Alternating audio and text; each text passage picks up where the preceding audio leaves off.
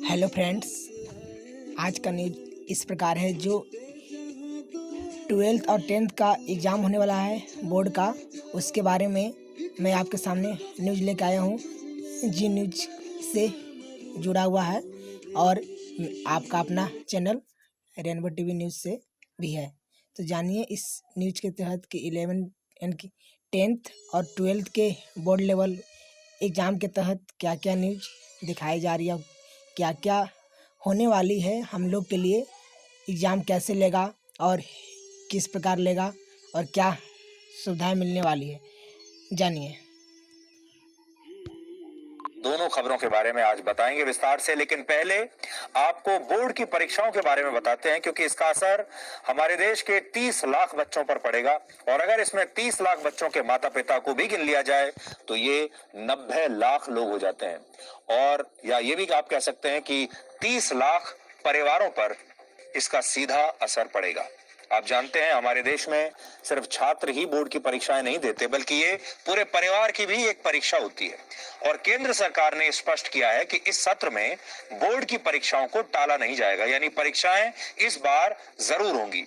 इस कोरोना काल में आपने कई लोगों को ये कहते सुना होगा कि काश वो इस समय 10वीं कक्षा या 12वीं कक्षा में होते और उन्हें कोरोना की वजह से शायद बोर्ड की परीक्षाएं देनी ही नहीं पड़ती। और बहुत सारे लोग तो बिना परीक्षा दिए ही पास हो जाते हैं और इस बार हो भी गए हैं। लेकिन ये तो वो लोग हैं जो बिना पढ़े पास हो जाना चाहते हैं, लेकिन हमारे देश में बड़ी संख्या में ऐसे भी तो छात्र हैं जो पढ़ाई लिखाई करते हैं पूरे साल और अच्छे नंबरों से पास होना चाहते हैं। और जब इस तरह की व्यवस्थाएं बनती हैं तो कई बार इन बच्चों के साथ नाइंसाफी हो जाती है। इस साल 10वीं और 12वीं कक्षा की बोर्ड परीक्षाओं को रद्द कर दिया गया था और केंद्रीय शिक्षा बोर्ड सीबीएसई ने छात्रों को पास करने के लिए एक फॉर्मूला बनाया था। कुल मिलाकर कहें तो छात्रों को परीक्षाएं नहीं देनी पड़ी और अब कुछ छात्रों ने ऐसा मान लिया है कि जब तक कोरोना वायरस रहेगा तब तक वो बिना परीक्षाएं दिए ही पास होते रहेंगे। और जैसा हमने कहा, ये नाइंसाफी होती है। जो बच्चे पूरे साल बिल्कुल पढ़ाई नहीं करते वो भी पास हो जाते हैं, और जो बच्चे पूरे साल पढ़ाई करते हैं जिन्हें और ज्यादा नंबर मिलने चाहिए थे, कई बार उन्हें उतने मार्क्स नहीं मिल पाते जितने के हकदार हैं। लेकिन आज हम नई जानकारी आपको बताना चाहते हैं, क्योंकि अब बोर्ड की परीक्षाएं बिल्कुल नए तरीके से होने वाली हैं। सबसे पहले आपको पूरी खबर बताते हैं। सीबीएसई ने वर्ष 2021 और 22 के एकेडमिक सेशन के लिए, यानी इस बार के सत्र के लिए नई गाइडलाइंस। क्या आप क्लास 12 एनसीईआरटी का सिलेबस घर बैठे बिल्कुल फ्री में करना चाहते हो और इंडिया के जो टॉप हिंदी और इंग्लिश मीडियम के जो टीचर हैं उनसे बात करके अपने डाउट सॉल्व करना चाहते हो? अगर हाँ, तो ये वीडियो आपके लिए। मेरा नाम है Ganesh Sharma. I am graduate in mathematics honours और मैं पिछले कई सालों से बच्चों को पढ़ा रहा हूँ, और जिसमें 50,000 प्लस स्टूडेंट के साथ मैंने क्लास 12 एनसीईआरटी सिलेबस को कंप्लीट किया हुआ है और वहां पर बच्चों ने 95 प्लस स्कोर किया हुआ है। हम ला रहे हैं live all in one PCMB course for 2022। Daily रात को 8 से 9 आपको ये कोर्स मिलेगा exclusively on India first social e learning platform नू, जहां पर आपकी जैसे million plus students daily free में लाइव क्लासेस कर रहे हैं। यहाँ ऑनलाइन क्लास में आप डायरेक्टली अपने फ्रेंड्स के साथ प्राइवेट ऑडियो में बात कर सकते हो। अगर आपको लाइव क्लास के टाइम पर कोई भी डाउट आता है तो आप मुझसे डायरेक्टली बात करके एज एन ऑडियो आप मेरे से डाउट भी पूछ सकते हो फ्री ऑफ कॉस्ट। और बच्चों, जिस तरह से आप फेसबुक और इंस्टाग्राम पर अपने फ्रेंड के साथ इमेजेस फोटोज शेयर करते हो, इसी तरह से आप यहाँ पर नून ऐप में भी अपने फ्रेंड्स के साथ फोटो शेयर कर सकते हो और उनको क्विज के लिए चैलेंज कर सकते हो। तो यहाँ पर बच्चों बहुत ही एक इंटरेक्टिव सेशन होने वाला है और आपके हिसाब से होने वाला है। अगर आपका मन करता है मैं आप म्यूट करके अगर क्लास करना चाहते हो तो म्यूट करके करिए। कंपटीशन में अपने फ्रेंड के साथ एक हेल्दी एनवायरनमेंट पे अगर आप करना चाहते हो तो वैसे करिए। जैसा आप पढ़ना चाहते हैं नून ऐप आपको वैसे पढ़ाता है। तो ये, लेकिन ये सब कुछ कैसा मिलता है आपको? सब कुछ फ्री ऑफ कॉस्ट। सो अभी तुरंत नून ऐप को आप डाउनलोड करें और वहां पर साइन अप करके लाखों बच्चों के साथ ज्वाइन करें। और बच्चों, मैं आपसे मिलता हूं फिर नेक्स्ट लाइव सेशन में। जारी की है। इसके तहत जिन छात्रों ने इस साल 10वीं और 12वीं की कक्षा में प्रवेश किया है, उन्हें फाइनल एग्जाम्स जो उनके हैं वो एक बार नहीं 2 बार देने पड़ेंगे। पहली परीक्षा को टर्म 1 कहा जाएगा और दूसरी बार होने वाली परीक्षा को टर्म 2 कहा जाएगा। यानी बोर्ड की परीक्षा को 2 हिस्से में बांट दिया गया है, टर्म 1 और टर्म 2। और इस प्रक्रिया में सिलेबस को भी आधा आधा बांट दिया गया है, यानी 50-50% बांट दिया गया है। 50% पहले और 50% बाद में। अगर आपको अब भी समझ में नहीं आया तो हम सरल भाषा में ये पूरी प्रक्रिया आज आपके लिए और आपके बच्चों के लिए समझाएंगे। नई गाइडलाइंस के मुताबिक पहले टर्म की परीक्षाएं नवंबर से दिसंबर महीने के बीच होंगी। इस साल नवंबर और दिसंबर महीने में होंगी, यानी बोर्ड ने 4 हफ्तों में परीक्षाएं कराने की जगह 8 हफ्तों। क्या आपको पढ़ाई में आते हैं डॉट्स तो 5 सेकंड में डॉट नॉट के साथ करो आउट। बस अपने सवाल का फोटो खींचो, क्रॉप करो और तुरंत पाओ वीडियो सॉल्यूशन। फिर चाहे आपका सवाल फिजिक्स, केमिस्ट्री, मैथ, बायोलॉजी का हो, CBSE board, UP, Bihar, Maharashtra, MP या किसी अन्य बोर्ड का हो, चाहे कक्षा 6 से 12वीं आईआईटी जी नीट के सवाल हो, सभी सवालों का जवाब मिलेगा डॉट नेट ऐप पर। इसके साथ ही चल रही है इंडिया के number 1 online daily video classes Hindi English medium में, जहाँ पूरा कोर्सेज पढ़ाया जा रहा है। तो आज ही जाइए इन कोर्सेज का हिस्सा बनिए। Dot net app install. तो में पहले टर्म की परीक्षाएं कराने का फैसला लिया है।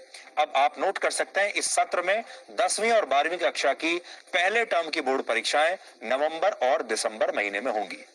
एक विषय की परीक्षा देने के लिए आपको 90 मिनट मिलेंगे और इसमें आपको OMR शीट पर परीक्षा में आए प्रश्नों के उत्तर देने होंगे। यानी आपको जो प्रश्न पुस्तिका मिलेगी उसमें आपको सवालों का जवाब ABCD में से सही विकल्प को चुनकर देना होगा। इसे मल्टीपल चॉइस क्वेश्चन एग्जाम भी कहते हैं और बहुत सारे लोग इसे ऑब्जेक्टिव टाइप एग्जाम भी कहते हैं। यानी इसमें आपको विकल्प दिए जाएंगे और उस विकल्प में से आपको सिर्फ टिक करना है और टिक करके आपको अपनी परीक्षाएं ये देनी होगी। ऑब्जेक्टिव टाइप परीक्षा होगी टर्म 1 की। यहां आपको जो नोट करना है वो ये कि पहले टर्म की परीक्षा में सिर्फ 50% सिलेबस से ही आपसे सवाल पूछे जाएंगे और इस परीक्षा में आपको जितने भी अंक मिलेंगे उन अंकों को अंतिम नतीजों में जोड़ दिया जाएगा। उसी तरह दूसरे टर्म की बोर्ड परीक्षा बचे हुए 50% सिलेबस के आधार पर होगी और सीबीएसई ने तय किया है कि यह परीक्षा मार्च-अप्रैल 2022 तक कराई जाएगी और इसमें परीक्षा देने के लिए आपको 2 घंटे का समय मिलेगा। इसके अलावा दूसरे टर्म की परीक्षा में शॉर्ट आंसर और लॉन्ग आंसर टाइप के सवाल आपसे पूछे जाएंगे। यानी पहले टर्म की तरह दूसरे टर्म में आपको टिक करके अपने उत्तर नहीं देंगे। ऑब्जेक्टिव टाइप नहीं होगा, सब्जेक्टिव होगा। हालांकि बोर्ड ने कहा है कि अगर कोविड की वजह से परीक्षा आयोजित नहीं हो पाती है तो फिर परीक्षा 2 घंटे की जगह 90 मिनट की ही कर दी जाएगी और फिर उसमें भी ऐसे ही मल्टीपल चॉइस क्वेश्चंस पर आधारित क्वेश्चन पेपर आपको देना होगा। सरल शब्दों में कहें तो परीक्षाएं होंगी जरूर, इस बार टाली नहीं जाएंगी। इसलिए छात्रों और उनके माता पिता को इसके लिए अब मानसिक रूप से पूरी तरह तैयार रहना है और आपको अभी से अपनी मेहनत शुरू कर देनी चाहिए। और यह जान लेना चाहिए कि अब सिलेबस को 2 हिस्सों में बांट लीजिए, पहला और दूसरा। पहला 50% का जो आपका बोर्ड एग्जाम होगा वो इसी साल हो जाएगा और नवंबर दिसंबर में, जिसमें ऑब्जेक्टिव टाइप सवाल होंगे और दूसरा आपका होगा मार्च अप्रैल में जिसमें सब्जेक्टिव टाइप क्वेश्चंस होंगे और 50% यहां और 50% सिलेबस वहां। हालांकि आज आपके मन में और भी सवाल होंगे, जैसे परीक्षाएं स्कूल में होंगी या सीबीएसई द्वारा बताए गए केंद्रों पर जाकर आपको एग्जाम देना होगा। अगर कोरोना की वजह से पहले और दूसरे टर्म की परीक्षाएं रद्द कर दी गई तो फिर क्या होगा। तो सीबीएसई ने ऐसे सारे सवालों का जवाब देने की कोशिश की है। इसे भी हम आपको 2 पॉइंट्स में समझाते हैं। पहला, अगर हालात सुधर गए और बच्चों ने स्कूल जाकर पढ़ना शुरू कर दिया तब क्या होगा, क्या तब भी यही फॉर्मूला लागू होगा।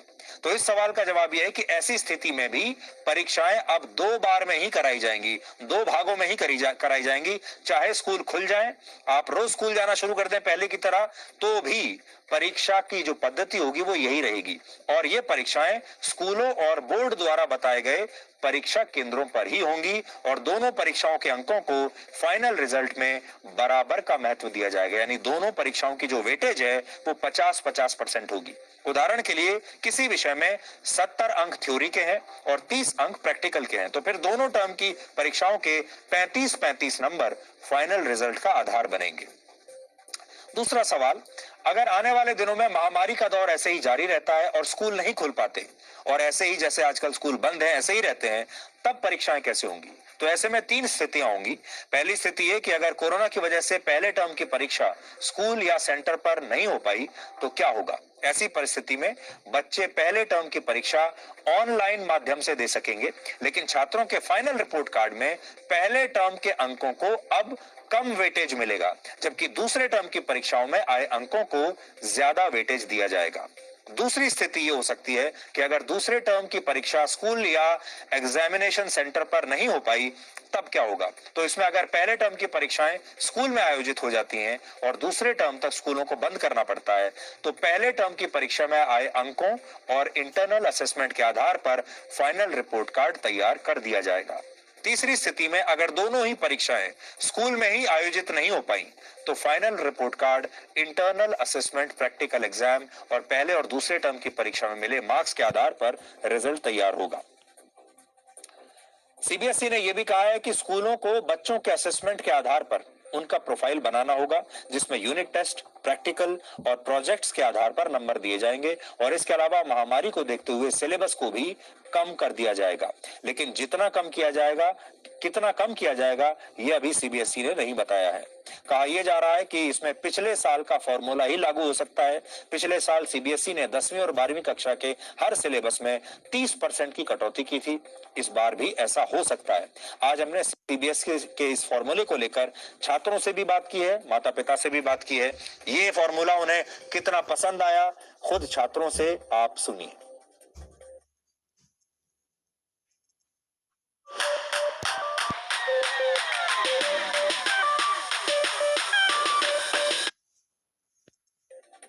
कोरोना के चलते बहुत से पेपर्स वगैरह में बहुत प्रॉब्लम्स हुई है, ऑनलाइन क्लासेस में बहुत प्रॉब्लम्स हुई है।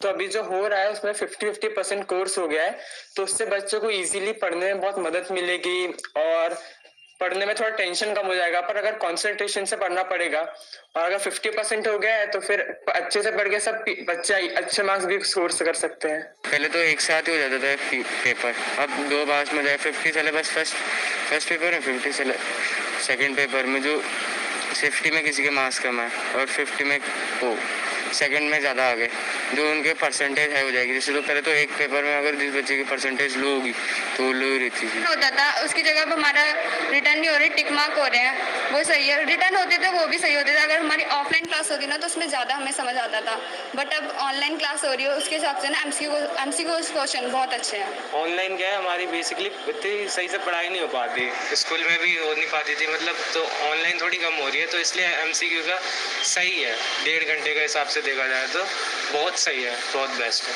इसमें 2 बार तैयारी करनी पड़ेगी, जो भी सिलेबस है वो और क्लियर अंडरस्टैंडिंग होगा और फिर आगे जाके हेल्प भी करेगा वो। अब 2 बार होगा तो सब कुछ बड़ा ठीक से समझ में आएगा। एग्ज़ाम तो का पैटर्न तो थोड़ा डिफ़िकल्ट है, बट 2 बार एग्ज़ाम होना तो बहुत ही मुश्किल है हमको। इसको हैंडल करना हमारे लिए होता नहीं है। We have to have this exams for only once. ये कदम है, बच्चों को देखते हुए बहुत अच्छे से उन्होंने पूरा पैटर्न को बनाया है। और क्योंकि इसमें 2 हाफ में एग्ज़ाम ले रहे हैं तो दोनों हाफ में बच्चे के बेनिफिट का ही काम किया गया है। क्योंकि फर्स्ट हाफ में अगर बच्चा कमज़ोर है तो सेकंड में इम्प्रूव कर सकता है, और सेकंड में कमज़ोर रह गया तो फर्स्ट में अगर इम्प्रूव कर रहा है तो कोई उसको इसमें कुछ प्रॉब्लम नहीं है। मॉडिफिकेशन नहीं सर, मुझे नहीं लगता। उन्होंने बहुत सोच समझ के ही ये डिसीजन लिया है। डिसीजन तो सही है, एग्ज़ाम तो होना चाहिए बच्चों का। ऐसे ही पास होते रहेंगे बच्चे तो ऐसे लाइटली लेंगे, पढ़ेंगे ही नहीं बच्चे, इसलिए एग्ज़ाम्स तो होना चाहिए। लास्ट ईयर जैसे बच्चे के लिए कंफ्यूजन पैदा हुई थी लास्ट टाइम तक कि एग्जाम होंगे नहीं होंगे, तो काफ़ी बच्चों ने स्टडी प्रॉपर तरीके से नहीं करी थी। अब जैसे अब पहले से बच्चों का भी माइंड मेकअप हो जाएगा कि अगर मान लो हमें नवंबर दिसंबर में देते, अगर मान लो कोचिंग इंस्टीट्यूट नहीं भी खोलते हैं तो बच्चे ऑनलाइन पे काफ़ी कंपेटिटिव तौर से और बहुत अच्छी तरह से स्टडी करेगा, और पेरेंट्स भी उसमें उसको सहयोग भी करेंगे क्योंकि उनको पता है कि पहला जो टर्म पेपर होगा वो ऑब्जेक्टिव टाइप होगा, तो बच्चे उसको सीरियसली टीचर से ऑनलाइन क्लासेस भी लेंगे, और जैसे भी कोई हेल्प होती है जैसे तो कोचिंग में या कहीं पर भी टीचर्स को बुला के वो अपनी प्रॉब्लम को सॉर्ट आउट कर सकते हैं। पहले टर्म में थोड़ा प्रॉब्लम होगा, सेकंड टर्म में ज़्यादा बेनिफिट है क्योंकि सेकंड जो मार्च में पेपर होना है उसमें लोड बिल्कुल आधा हो गया है। पहले क्या होता था कि पूरा 100% पेपर मार्च में आता था, तो अब नवंबर दिसंबर में जो एग्ज़ाम होगा उसमें 50% आएगा। वो तो बच्चे 50% तैयारी करते ही थे, लेकिन मार्च में जो पेपर हो रहा है उसमें पूरा पेपर नहीं आ रहा, पहले पूरा आ रहा था, तो इसका कहीं ना कहीं बच्चों को बेनिफिट। इस खबर का एक लाइन में सार यह है कि अब सीबीएसई ने बोर्ड की परीक्षाओं को कोरोना वायरस से बचाने के लिए एक फॉर्मूला तैयार कर लिया है और इसलिए हमारे देश के छात्रों और उनके माता पिता को इसके लिए पूरी तरह से तैयार रहना चाहिए। परीक्षा से जुड़ी आज की एक और बड़ी खबर यह है कि इंजीनियरिंग के छात्र जेईई की पहली परीक्षा 20 से 25 जुलाई के बीच अब दे सकेंगे। उनकी नई तिथि अब आ चुकी है और जेईई का दूसरा एग्जाम 27 जुलाई से 2 अगस्त के बीच होगा। इसमें पहली परीक्षा के लिए 6,80,000 छात्र रजिस्टर कर चुके हैं और दूसरी परीक्षा के लिए 6,09,000 छात्र रजिस्टर कर चुके हैं। इसलिए जो लोग जेईई की परीक्षा देना चाहते हैं और उनके लिए बड़ी खबर यह है कि अब इन परीक्षाओं की नई तिथि घोषित हो चुकी है और ये जुलाई में होने वाली है। आप ये नोट कर लीजिए।